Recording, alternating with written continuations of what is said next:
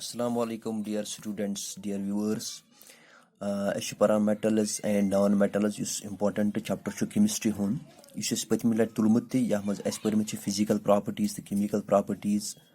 physical properties of metals and non-metals. आज use S topic छु छोनमुत सु छु chemical properties of metals and non-metals मगर विकनस तुलो युस एस टॉपिक छु सु छु S chemical properties of metals. S छु वुछान कि चाहे तुम non-metals ٲstن या चाहे तुम मेटल्स रिएक्ट गसान बकिन एलिमेंटन सत या बकिन एटमन सत पत वुचुन कि रिएक्ट गसित तत क्या बनान युस गोडुक एग्जांपल अम खतर तुलमो यह गोडिच हेडिंग मज सह गो reaction of metals with oxygen अस वुचो कि हसा मेटल्स ऑक्सीजन सत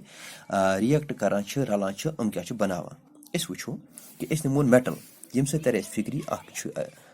मेटल निमो कह मेटल निमोन तर वो एग्जांपल सत फिक्री बेस गोडची कथ थमस याद कि ऑक्सीजन सत रिएक्ट कर यह क्या बनाए तेल बनावान metal oxide metal oxide basic in nature अमो मतलब गो कि यम त metal oxides basic in nature तम एसिडिक कहें यानी अगर अस टेस्ट करो in blue litmus paper red litmus paper सत सल्यूशन मेटल ऑक्साइडन हूँ अगर हम बेसिक नेचरस मज if they are basic in nature सो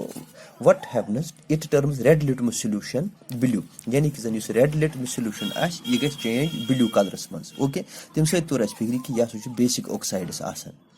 मिसाल के तौर पर अगर एग्जांपल दिमो अगर sodium निमोन sodium metal oxygen for example ब्या एलिमेंट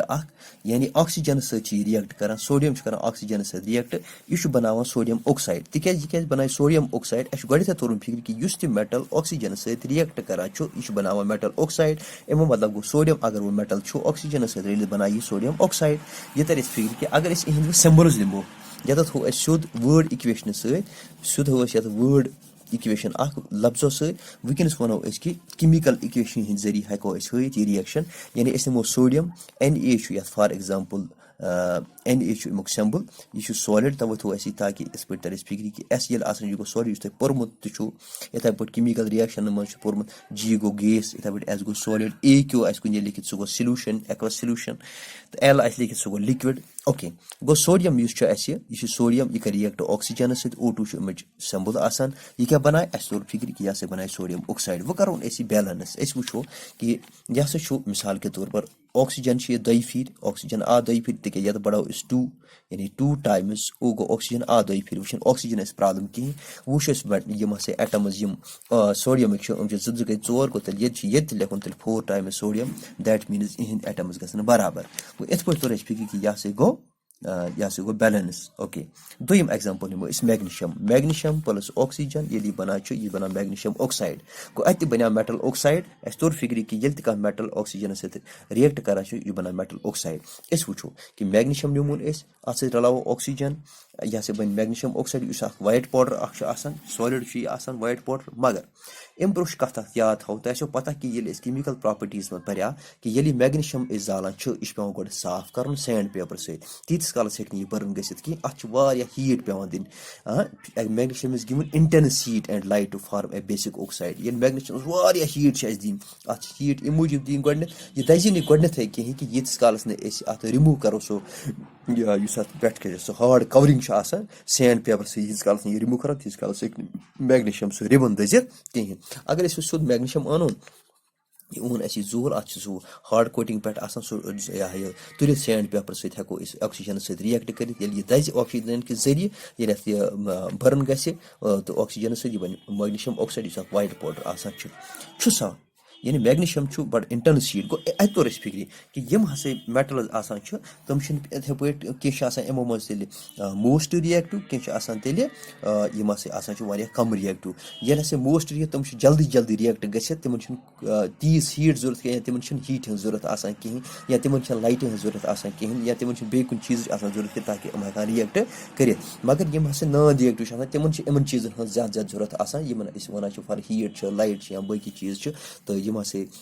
یِم مطلب چاہے تِمن کورِنگ ٲسۍتن چاہے تِم بیٚیہِ کانٛہہ کینٛہہ کٔرِتھ ٲسۍتن یا نہ یِم کم رِیکٹِو ٲسۍتن تاکہِ یِمن چھِ یِمن چیٖزن ہٕنٛز ضوٚرتھ آسان اَدٕ ہٮ۪کن یِم رِیکٹ گٔژھِتھ. اگر أسۍ وٕچھو یِم میٹل اوکسایڈٕز چھِ یِم چھِ زیادٕ تر آسان اِنسالِبٕل واٹرس منٛز یعنی یِم چھِنہٕ سالِبٕل آسان واٹرس منٛز کِہینۍ یِم چھِنہٕ یہِ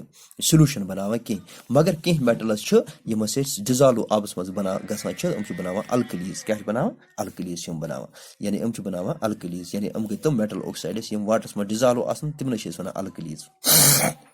اوکے تیٚلہِ نِمو أسۍ ایٚگزامپٕل مِثال اگر أسۍ سوڈیم اوکسایڈ نِمو sodium oxide potassium oxide they are two یِم چھِ زٕ میٹل اوکسایڈٕز یِم اَسہِ سالِبٕل آبس منٛز آسان چھِ یِم کیٛاہ چھِ بناوان تیٚلہِ یِم بناوان تیٚلہِ سوڈیم ہایڈروکسایڈ پوٹیشیم ہایڈروکسایڈ. اگر تُہۍ ییٚتٮ۪تھ ترٛٲیِو نظر أسۍ نِمون سوڈیم Na2O یہِ چھُ اکھ سالِڈ اکھ بیٚیہِ نِموس واٹر یہِ چھُ لِکوِڈ H2O اَتھ منٛز کرو أسۍ یہِ ڈِزالو یہِ بنایہِ NaOH یہِ بناو اکھ سلوٗشن اکھ چھُ یہِ بنان سوڈیم ہایڈروکسایڈ سلوٗشن یُس الکلی چھُ آسان امیُک نیچر یُس الکلی آسان because it is dissolved in water when the sodium oxide is dissolved in water so we can say it is alkali it is alkaline so why it is alkaline it forms sodium hydroxide because it dissolves in water. یِتھٕے پٲٹھۍ sodium hydroxide ٲسِن یا potassium hydroxide ٲسۍتن اگر یِم dissolved یعنی potassium hydroxide تہِ چھِ potassium oxide تہِ چھِ ڈِزالو گژھان آبس منٛز تہٕ یِتھٕے پٲٹھۍ یُس ہسا یہِ سوڈیم